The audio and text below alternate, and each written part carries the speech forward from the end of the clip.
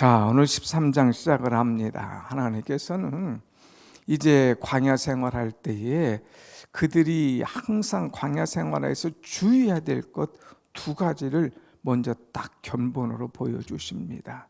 너희들 생활하면서 너희들도 모르는 사이에 원망이 생길 수도 있고 또 비방이 생길 수도 있어. 그러면서 11절에 원망하면 너희들 이런 일이 터진다 그러면서 불의 사건을 보여줍니다. 그 다음에 12장에서는 비방하면 또 이런 문제가 생긴다 그러면서 비방한 미리암에게 문둥병이 일어나는 것을 딱 보여주시죠. 그 다음에 오늘 13장에 가서는 막 불 또 이 문둥병 이런 사건을 통해서 사람들이 조금 다운되지 않겠습니까? 그러니까 우리 하나님은 채찍과 당근을 잘 쓰시는 분이에요. 너희들 이렇게 하면 혼나? 너희들 이렇게 하면 죽어? 하면서 야단만 치시는 하나님이 아니라 그들에게 소망을 주시는 하나님이에요. 그래서 광야 행진 중에 갑자기 너희들 중에서 사람을 뽑아. 그리고 우리가 가려고 하는 목적지가 어디냐? 가나안 땅 아니냐? 이 가나안 땅을 좀 보고 와라 하면서 가나안 땅 탐지할 것을 명령을 하시죠. 그것이 바로 오늘 13장의 말씀입니다. 자, 근데 23장에 보면 여호와께서 모세에게 말씀하시되 2절 말씀을 같이 보겠습니다. 2절 시작. 사람을 보내어 내가 이스라엘 자손에게 주는 가나안 땅을 정탐하게 하되 그들의 조상의 가문 각 지파 중에서 지휘관 된 자 한 사람씩 보내라. 이 성경은 그냥 쭉 읽을 게 아니에요. 그 절 속에 다 의미가 담겨 있습니다. 2절에 보니까 사람을 보내었어요. 그 다음에 너희들 가나안 땅을 정탐하라. 이 정탐하라인데 그 가나안 땅이 어떤 땅이냐? 내가 이스라엘 자손에게 주는 그 가나안 땅을 정탐하라. 내가 너희들에게 선물로 줬어. 너희들에게 주기 위해서 예비한 것이 있어. 그것이 가나안 땅이야. 내가 너희들에게 주는 이 가나안 땅을 정탐하라 그랬어요. 하나님께서 우리에게 주셨다 이거예요. 그 땅을 가서 어떤가 한번 보고 와봐. 그러면 빨리 저 땅에 들어가야지. 그러면서 이 땅에서 원망도 비방도 하지 않아. 마음이 하나가 돼서 그 땅에 가려고 노력한다 이거예요. 그러니까 내가 너희들에게 주는 땅 그 비전을 바라봐. 여기서 아웅다웅하지 마. 원망하고 비용하고 싸우고 지지고 보고 그러지 말고 비전을 보고 너희들의 갈 목적지를 가지고 소망을 가지고 나아가 하는 메시지를 주고 있죠. 그러면서 다 갈 수 없으니까 각 지파 중에서 지휘관 한 사람씩 딱 뽑아라. 그래서 이 모세가 이제 그 말씀을 듣습니다. 그런데 또 그 다음 절 참 귀한 말씀이 나와요. 3절 말씀 보면 모세가 여호와의 명령을 따라 그랬어요. 모세가 그냥 간 게 아니라 하나님의 명령을 따라 그랬어요. 모든 것도 여러분 쭉 이제 출애굽기도 그랬지만 민수기도 쭉 보면서 보면 모세는 철저하게 하나님의 명령을 따라 하나님의 명령을 따라 하는 말씀이 나와요. 또 하나 나온다면 하나님께 부르짖어. 하나님께 부르짖어. 문제가 있을 때 원망 비방이 아니라 하나님 앞에 부르짖는 사람, 하나님의 명령을 따라 사는 사람, 이 사람이 바로 모세였다고 하는 것이죠. 그래서 하나님의 명령을 따라서 거기에 있는 이 수령 그 사람들을 뽑았어요. 수령이라고 하는 것은 우두머리, 지휘관, 말 그대로 지휘관을 딱 뽑아서 보냅니다. 그 지휘관 수령들이 이름이 4절부터 15절까지 쭉 나오죠. 각 지파, 그래서 그들의 이름은 이러하니라. 4절 루벤 지파에서는 사꿀의 아들 삼무하요, 시므온 지파, 유다 지파, 이사갈 지파, 에브라임 지파, 이렇게 쭉쭉쭉쭉 이 각 지파에서 한 사람씩 뽑았습니다. 다 뽑은 다음에 그들에게 명령하기를 17절 다 같이 한번 봅니다. 시작.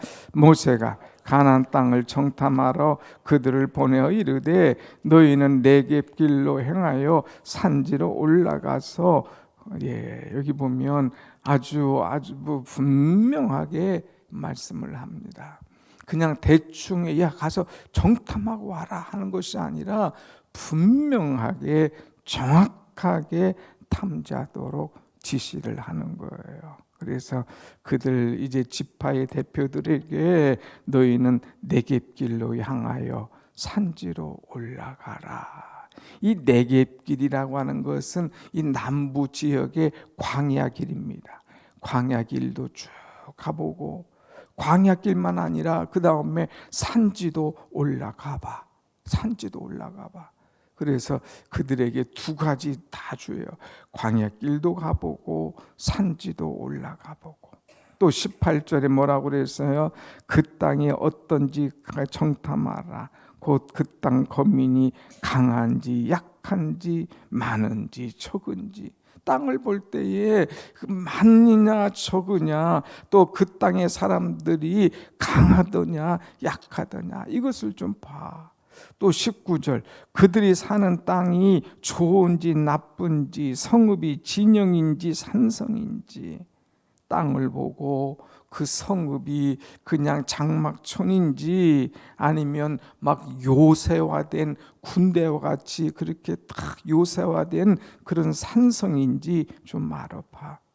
또 20절에 토지가 비옥한지 메마른지, 나무가 있는지 없는지 이것을 탐지하라. 그 다음에 담대하라. 또 할 수 있다면 그 땅의 실과를 가져와라 하고 명령을 합니다. 얼마나 정확한 명령입니까? 대충 보지 마. 정확하게 해. 광야도 보고 산도 보고 실과가 있는지 없는지, 비옥한지 말랐는지, 사람이 강한지 약한지, 산성인지 성읍인지 그것들을 쭉 살펴봐.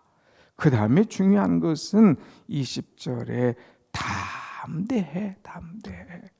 가서 괜히 사람들이 혹시 강하면 그것 보고 주눅들지 마. 군사들 보면 아이고 죽었네 하고 겁먹지 마. 사람이 겁먹게 되면 이제 지혜가 없어집니다. 사람이 겁먹게 되면은 용기가 사라지는 거예요. 그러니까 혹시 그 사람들이 다 기골이 장대하고 성읍이 요새화됐다 할지라도 함부로 겁먹고 쫄지 마. 강하고 담대해 하는 메시지를 주고 있어요. 그 다음에 올 때 빈손 들고 오지 말고 좀 증거물을 가지고 오너라. 그래서 뭐라고 그랬어요? 그 땅의 실과를 가져와라. 그때는 포도가 처음 익을 즈음이었어요. 그러니까 그 땅에 가서 결과물들을 좀 가져오너라 그랬어요. 그래서 사람들이 이제 그들이 올라갑니다. 정탐합니다. 쫙 네겝에 올라가서 헤브론에 올라가고 또 하면서 쭉 산을 다녀보고 평야를 다녀보고 다 다녀본 다음에 23절 또 에스골 골짜기 이르러 거기서 포도송이가 달린 가지를 베어 둘이 막대기에 꿰어 매고 또 석류와 무화과를 따니라 그랬어요.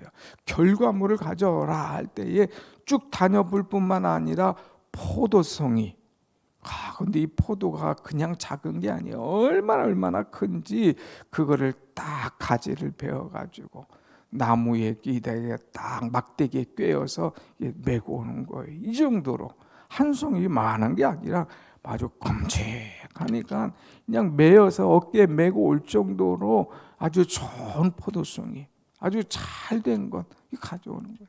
그런데 포도만 아니라 여기 보니까 석류도 있네, 무화과도 있네 하면서 이 좋은 것들을 딱 증거물로 가져옵니다. 그래서 40일 동안 땅을 살핀 다음에 그 다음에 돌아와서 보고하는 것이 26절입니다. 그들에게 보고하고, 이 땅은 강합니다.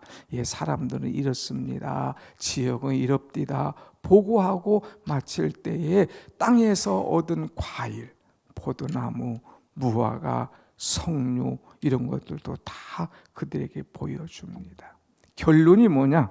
27절 말씀, 27절 다 같이 봅시다. 시작. 모세에게 말하여 이르되 당신이 우리를 보낸 땅에 간즉 과연 그 땅에 젖과 꿀이 흐르는데 이것은 그 땅의 과일이니라.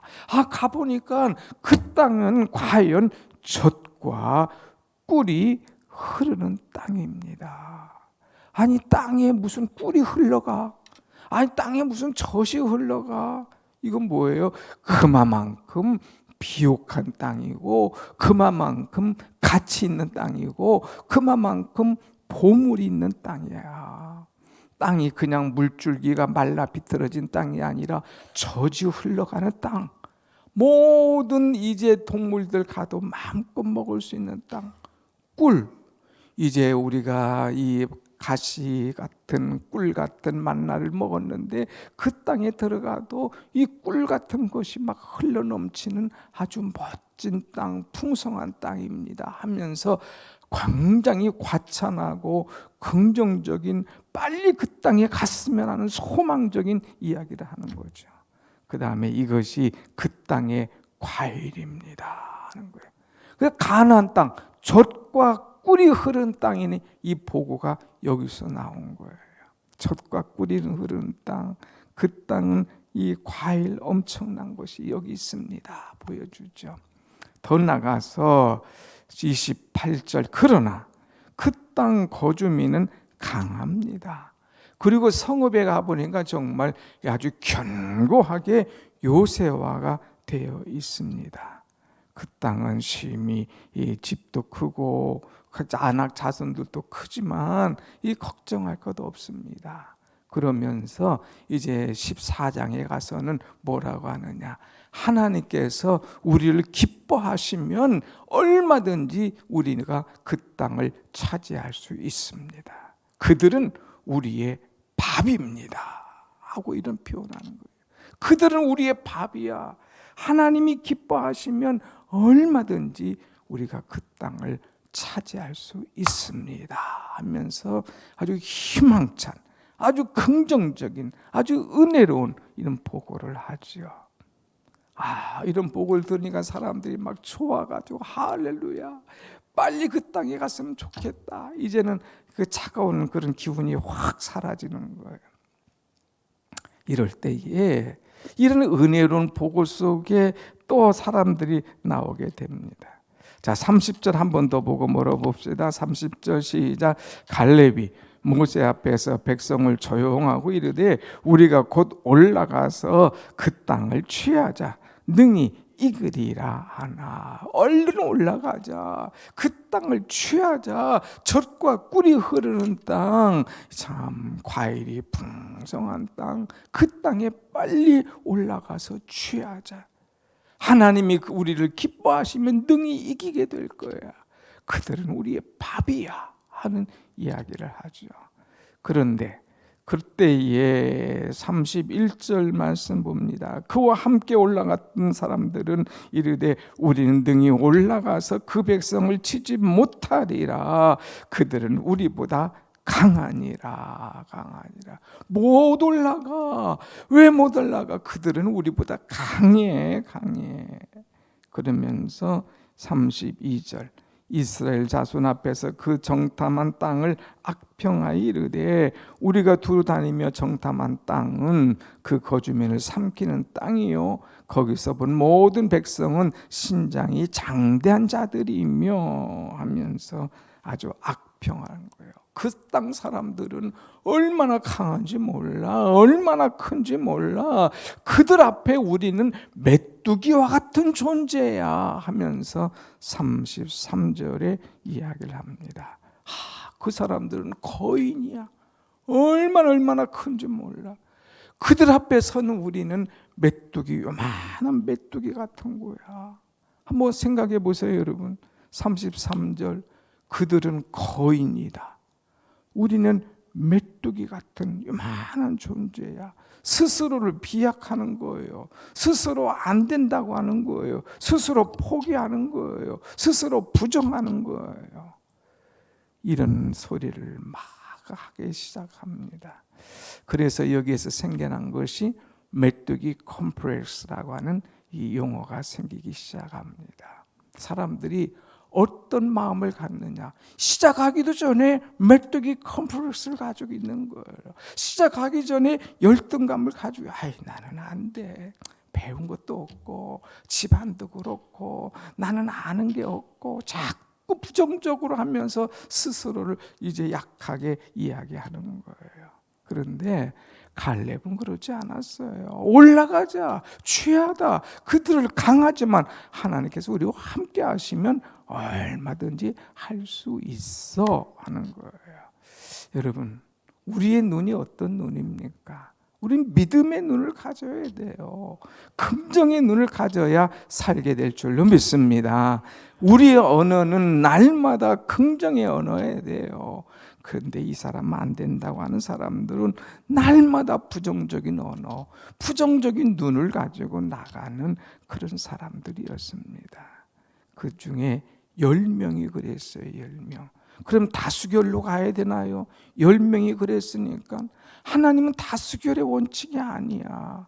긍정적인 사람, 신앙의 사람, 그들을 이끌고 가시는 거예요. 여러분, 혹시라도 다수가 원망하고 다수가 불평한다고 우리가 그 속에 끼어들어가면 나도 그런 사람 되는 거예요. 믿음의 눈을 가지고, 신앙의 마음을 가지고, 긍정적인 입술을 가지고 하나님께서 주시는 젖과 꿀이 흐르는 땅을 바라보면서 믿음으로 달려가는 여러분과 저의 신앙이 되기를 간절히 축원합니다. 아멘. 하나님이 기뻐하시는 것이 있어요.